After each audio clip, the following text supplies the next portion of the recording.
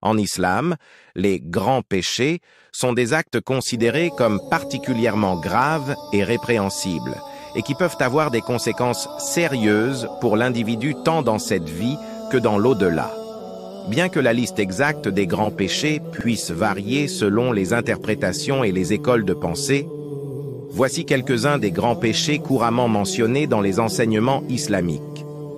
Avant ça, je vous demande d'abonner sur la chaîne pour nous soutenir et de ne pas tarder d'autres les prochaines vidéos. 1. La polythéisme, shirk. C'est le plus grave des péchés en islam, consistant à associer des partenaires ou des égaux à Allah dans son unicité et son adoration. 2. Le meurtre, qatl. Tuer une personne injustement est un grave péché en islam, sauf en cas de légitime défense ou de peine capitale légale. 3. La calomnie, KDHF. Accuser faussement quelqu'un d'avoir commis l'adultère est un grave péché, car cela porte atteinte à la réputation et à l'honneur d'une personne. 4. La consommation de l'alcool et des drogues intoxicantes, Khamr. L'alcool et les drogues sont interdits en islam car ils altèrent le jugement et peuvent conduire à des comportements nuisibles. 5. La violence familiale.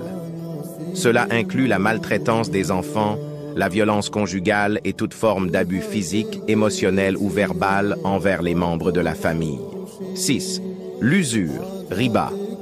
L'usure ou intérêt usuraire est considéré comme une exploitation financière injuste et est strictement interdite en islam. 7. La trahison, gadre. Tromper ou trahir la confiance d'autrui est un grave péché en islam, que ce soit dans les affaires, les relations personnelles ou tout autre domaine. 8. La désobéissance aux parents. Le non-respect des parents et le refus de leur obéir dans des questions légitimes sont considérés comme des péchés graves. 9. La négligence des prières obligatoires, salah. Les prières rituelles quotidiennes sont obligatoires en islam et leur négligence est considérée comme un grave péché. 10. L'orgueil et l'arrogance, kibr. L'orgueil excessif et l'arrogance sont des traits de caractère découragés en islam, car ils vont à l'encontre de l'humilité et de la soumission à Allah.